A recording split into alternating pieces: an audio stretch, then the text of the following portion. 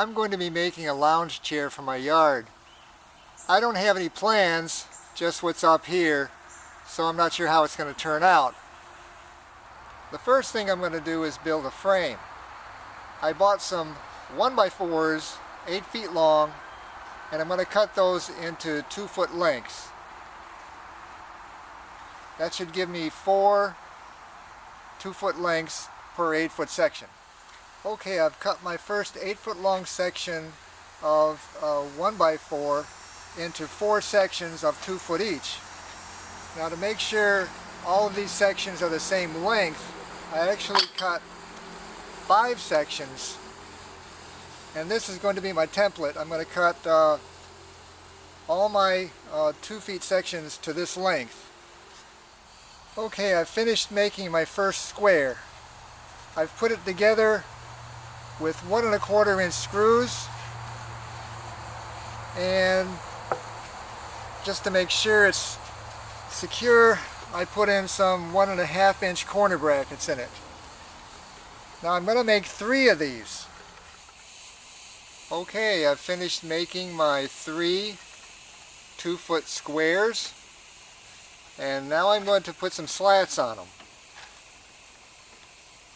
I've taken an 8-foot 1x2 and cut it into 2-foot lengths.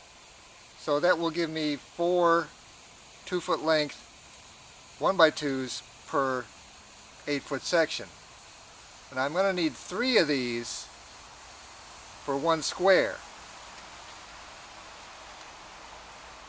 And at the end, the square is going to look like this.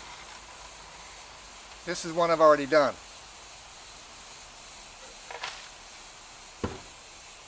The first one, of course, I'm going to use as a template and cut everything to the same length. Well, I've finished inserting the slats into my 3 sections, and next what I'm going to do is cut some 2-foot lengths of 2x4 and insert it into the center of my sections and affix it with 2-inch construction screws. My next step is to install the legs. I took another 8-foot long 2x4 and cut it into 8 1-foot lengths, and these are going to be the legs. As you can see here, I've installed 2 legs already on this piece, and I installed them a little bit in to avoid the corner brackets. I'm using 2.5 inch construction screws, and I'm using 3 of them for more stability. I'm going to add 2 legs to the 2 end pieces, and I'm going to add 4 legs to the middle section. Okay, I've got my 3 sections done. I've got 2 legs in this section, 2 legs in this section, and 4 legs in this section. Now the next thing I'm going to do is tie them all together. And to do that, I'm going to use 4 3-inch hinges. I've made a slight change in my plans. Before I put the 3 sections together, I've decided to stain each section. I've already finished this one, and I'm using a stain and poly mixture with a sponge brush. Just make sure when you apply the stain and poly, if you do it, just stir it and don't shake it, or you'll have air bubbles in your stain and poly. The 3-inch hinges I was going to use were too small, so I got some 3.5 inch hinges. I've already put 2 of them on, and this section will be the head section, and it's going to come up like this to this angle. Okay, now I have a flat bench for my deck, but I also want to use it as a recliner. So what I'm doing is I'm taking some leftover 1x4s and I'm putting some 2" by 1/4" machine screws in one end, and I'm putting some notches in the other end of a 30" piece of 1x4, and I'm putting these on both sides of the flat bench. I'm drilling a hole here, which I'm going to put a machine screw in, and down here is going to be another machine screw. This machine screw will be coming out, and this machine screw here will be attached to the bench like this.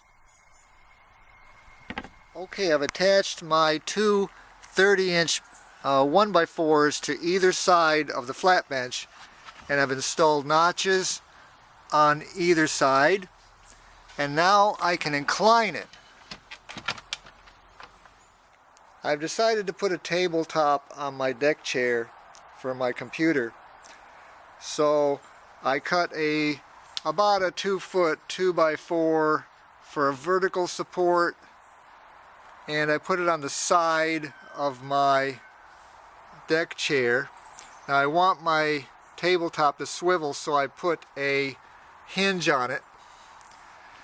At the top I put a center 2x4 about another 1.5 feet or so long. Around it I put some 1x2s in a square, and on the top I'm putting a piece of plywood for the tabletop.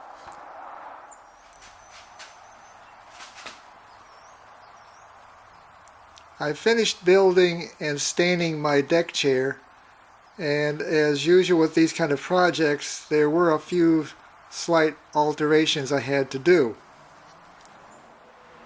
The first alteration was in the leg section. I took out 2 of the screws on the leg so I could swivel it up. With the legs folded, the leg section angles down, which is a little bit more comfortable when you're sitting in it. Because the table is attached to the leg section, when it's folded down, the table is non-functional because it's at an angle now. So what I had to do was drill some other holes into the side right here so I could adjust the hinge. With the hinge adjusted, the table is now horizontal again when the foot section is angled down. I also added a second hinge underneath the first one, so if I wanted to raise the table, I could just use the same holes. I also put a couple of hooks on the upright of the tabletop so I can latch it so it can't move. I put one for when the footrest is down, and I also put another one when it's laying flat. Another adjustment I made was to the head section. When the head section is at a 45-degree angle, there's too much force vertically going down on the section, which may have caused it to collapse. So what I did was I put a vertical bar on the back of the head section, which I put on bolts so that I can fold it back up when the section is horizontal again. Another addition I made was I put a cup holder on the side of the tabletop. It's very convenient, and when my computer's on top of the tabletop, I can't smell my drink on the computer. Lastly, I put some L brackets on the legs of the middle section and attached it to the deck. That way the chair cannot collapse backwards on me by accident. So now I have a new deck chair, and it only cost me about $60. Thanks for watching, and see you next time. Cheers!